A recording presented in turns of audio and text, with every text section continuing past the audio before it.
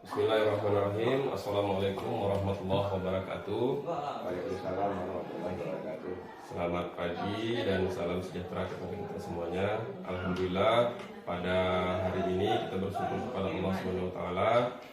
Kita diberikan waktu untuk mewawancarai seorang tokoh pendidikan di Kecamatan Pulau Banyak, terutama di SMA Negeri 1 Pulau Banyak, yaitu Bapak Rusli SSPD selaku Kepala Sekolah SMA Negeri 1 Pulau Banyak.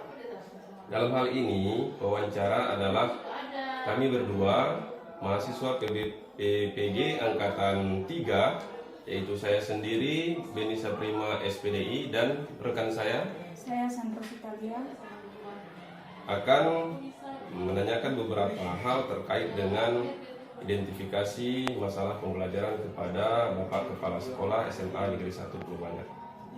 Baik Pak, terima kasih atas waktunya. Yang pertama Pak, yang ingin kami tanyakan, bagaimana menurut Bapak motivasi belajar peserta didik di sekolah kita SMA Negeri 1 Pulau Banyak? Baiklah. Assalamualaikum warahmatullahi wabarakatuh. Waalaikumsalam warahmatullahi wabarakatuh.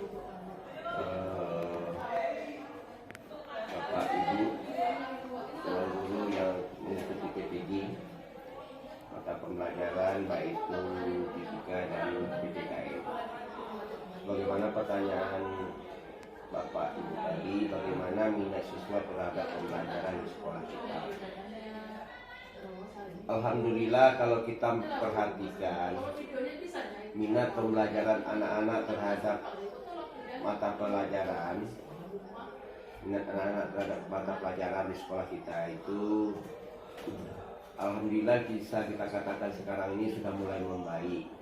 Walaupun ada 1-2 orang yang belum mencapai target. Dalam arti kata 98% itu sudah baik, hanya sekitar 2% saja yang masih kurang, jauh kurang. Jadi itulah dia sebagai jawaban terhadap Bapak. Terima kasih Pak. Pertanyaan kedua, Bu Lia. mungkin yang kedua Pak, masalah tentang budaya literasi atau budaya membaca anak-anak kita. Bagaimana menurut Bapak minat anak-anak kita tentang membaca? Terus apakah pustaka di sekolah kita digunakan dengan maksimal? Baiklah Bapak Ibu, mengenai budaya literasi di sekolah kita ini, kalau Bapak perhatikan ini memang jauh sekali. Entah karena itu di lingkungan kita itu mungkin ya kebiasaan anak-anak itu malas. Jadi kalau kita perhatikan, kita juga sudah punya pustaka Bapak Ibu. Ya. Tetapi kalau kita lihat kunjungan ke perpustakaan itu kadang-kadang hanya tidak mencapai setengahnya anak-anak yang setiap harinya berkunjung ke pustaka.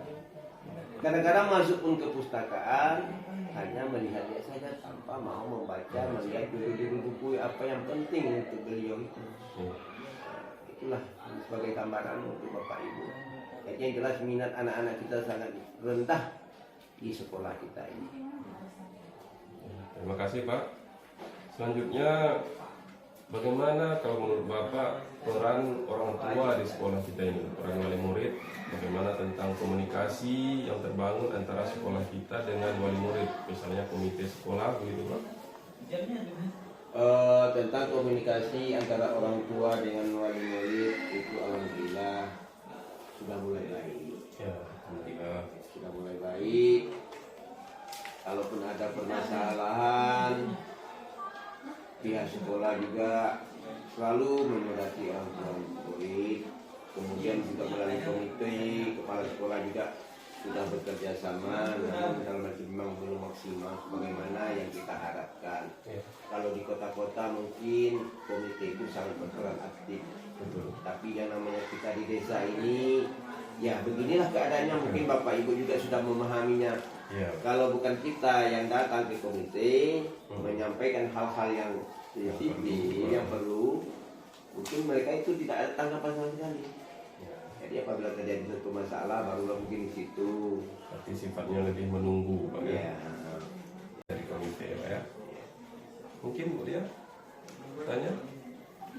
selanjutnya lagi Pak, mungkin menyangkut dengan model-model pembelajaran Pak. Bagaimana guru-guru kita di sini, apakah sudah memakai model-model pembelajaran ketika masuk kelas atau gimana Pak? Kalau model pembelajaran sebelum kurikulum Merdeka, kemarin itu kita kurikulum 13 KTSP yang disempurnakan. Itu kita lihat tidak bagus.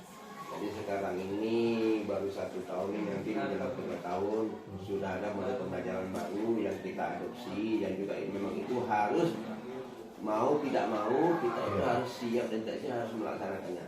Alhamdulillah itu sudah berjalan.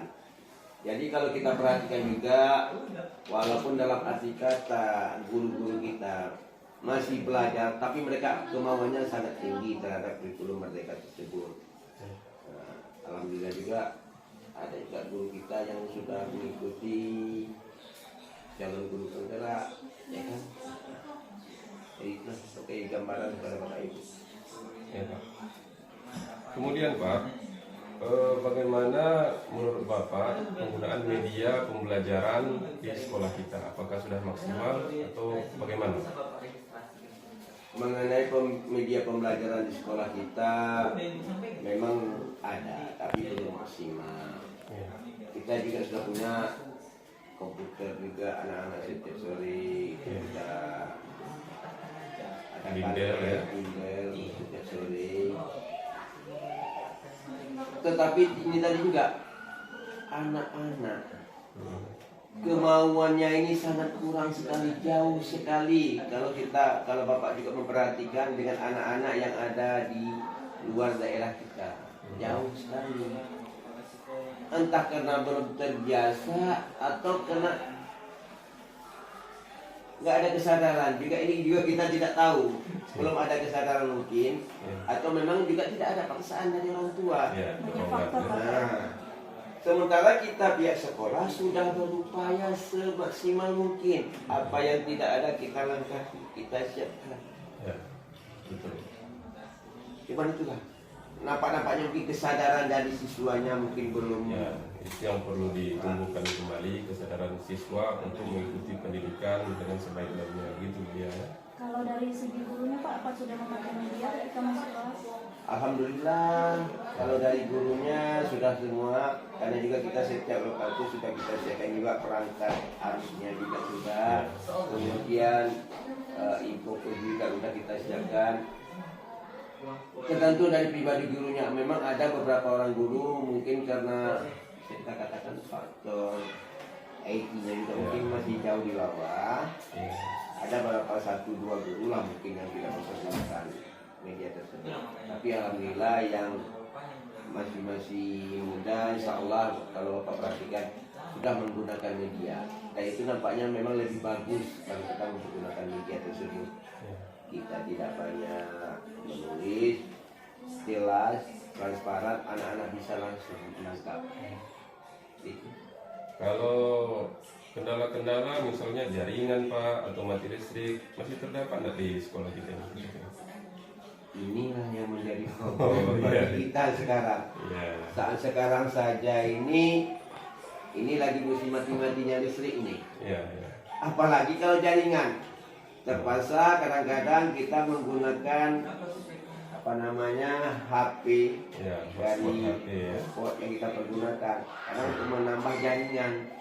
Kalau enggak diharapkan dari jaringan internet yang kita punya itu dipakai 5 komputer saja kita pakai sudah berat dia berputar sanggup lagi.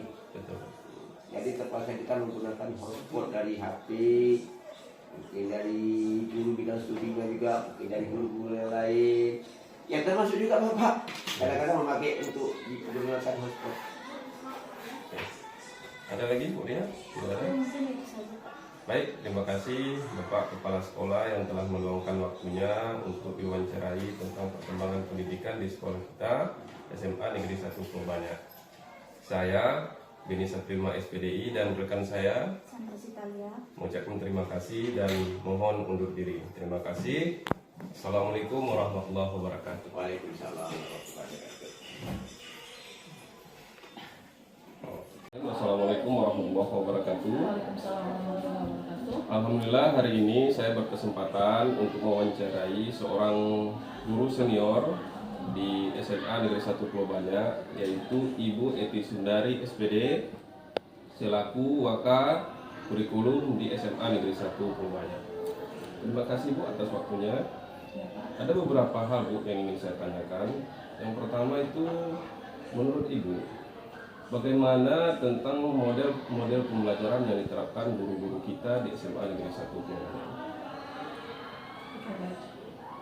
Yang menurut pengamatan saya itu model-model pembelajaran yang masih dipakai di kelas itu masih model-model pembelajaran yang belum ada inovasinya. Artinya masih pakai model lama. Banyak guru-guru kita juga yang masih pakai metode ceramah, gitu kan. Walaupun memang tidak menutup kemungkinan ada 1, 2, 3 orang guru yang memang sudah menerapkan model pembelajaran yang sangat inovatif, ya, dan menerapkan beberapa model seperti ada model jigsaw, kemudian NHT, nomor satu leader. Kemudian saya sendiri juga pernah juga melakukan menerapkan kelas itu menggunakan metode PBL, problem solver, problem based learning, kan. Nah, jadi sejauh ini memang untuk kedepannya kita dan sesama guru di sini memang harus lebih belajar lagi, ya, untuk menerapkan metode-metode yang lebih kekinian atau yang sesuai dengan karakter peserta didik kita. Ya, terima kasih Bu. Kemudian penggunaan media, Bu. Bagaimana menurut Ibu penggunaan media oleh guru-guru di sekolah kita saat ini? Untuk penggunaan media, alhamdulillah sekolah sudah menyediakan Infokus, Pak, sebanyak 4 Infokus. Jadi juga guru-guru kita memang tidak semua bisa menggunakan komputer atau laptop, tetapi alhamdulillah sejauh ini dari beberapa guru kita sudah nampak kemajuan. Ada beberapa orang guru kita sering menggunakan Infokus dalam melakukan tugas pembelajaran di kelas. Terima kasih. Selanjutnya Bu, bagaimana tentang motivasi peserta didik kita dalam mengikuti pembelajaran? Menurut pengamatan saya, itu pun saya sendiri juga masuk ke kelas mereka yang mengajar mata pelajaran kimia. Memang motivasi anak-anak kita ini masih sangat rendah, ya.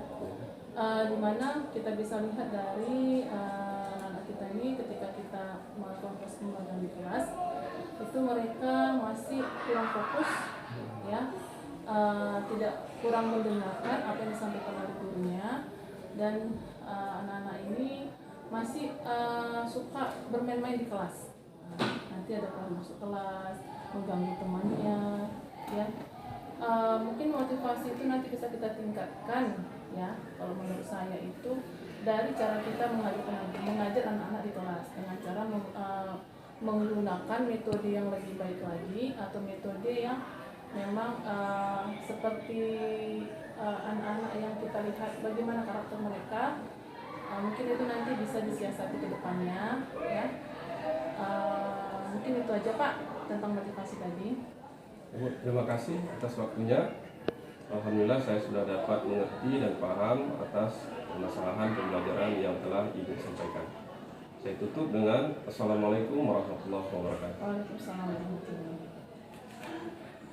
wabarakatuh. Terima kasih Ibu Daniati Silalahi selaku pembantu kepala sekolah atau wakil kepala sekolah bidang perpustakaan. Hari ini saya berkesempatan bertanya mengenai tentang masalah literasi di sekolah kita, yaitu SMA Negeri 1 Pulau Banyak. Menurut Ibu, bagaimana minat siswa-siswa kita terhadap kebiasaan literasi di sekolah? Literasi anak-anak kita di sekolah ini bisa dibilang masih kurang. Orang ke perpustakaan aja bisa dibilang masih kurang. Jadi memadai jumlah pengunjungnya aja setiap hari itu bisa kita lihat dari situ berapa yang mengunjungi perpustakaan, berapa yang ingin membaca Ya. atau hanya sekedar mengerjakan tugas rumah aja. Itu ya, berarti masih kurang. Kira-kira kurangnya itu Bu, penyebabnya apa? Yang pertama dari segi apa jenis itu kita ini sih. Yang kedua fasilitas ruangan ini pun maksudnya belum memadai lah Iya. untuk sebuah perpustakaan yang nyaman. Betul. Terus itu ini keinginan anak-anak tuh sangat maksudnya belum lagi masih kurang untuk membaca itu kurang menurut anak-anak. Berarti kalau saya simpulkan ada dua macam, yaitu faktor dari internal, yaitu dari minat anak sendiri, dan faktor eksternalnya dari kondisi pustaka kita yang dirasa belum cukup menarik untuk membawa minat anak-anak suka ke pustaka, begitu ya. Terima kasih. Jadi itu saja Bu yang saya tanyakan pada hari ini. Terima kasih atas waktunya. Mudah-mudahan sekolah kita bisa lebih baik lagi yang di masa-masa yang akan datang. Assalamualaikum warahmatullahi wabarakatuh. Hari ini alhamdulillah saya kembali berkesempatan untuk mewawancarai salah seorang guru senior di SMA Negeri 1 Purbaya, yaitu Ibu Zilmi selaku guru sejarah bersertifikasi di SMA Negeri 1 Purbaya. Baik Ibu, yang ingin saya tanyakan adalah menurut Ibu bagaimana tentang penerapan soal-soal HOT kepada siswa kita di SMA Negeri 1 Purbaya? Kalau menurut saya, kalau soal HOT itu agak kurang cocok untuk anak-anak kita, karena anak-anak kita tingkat menganalisa soal itu masih agak rendah gitu, belum bisa terlalu tinggi analisanya. Oke, kalau begitu Bu, kira-kira menurut Ibu apa penyebab sehingga anak-anak kita belum mampu disuguhkan dengan soal-soal HOT? Mungkin kalau yang pertama, mungkin karena mereka belum terbiasa dengan soal HOT. Kemudian daya baca siswa kita memang agak kurang untuk menganalisa tadi. Baik, terima kasih. Mudah-mudahan kita semuanya mendapatkan solusi bagaimana supaya pembelajaran kita mampu menerapkan soal-soal high order thinking skill di sekolah kita. Terima kasih Bu atas waktunya.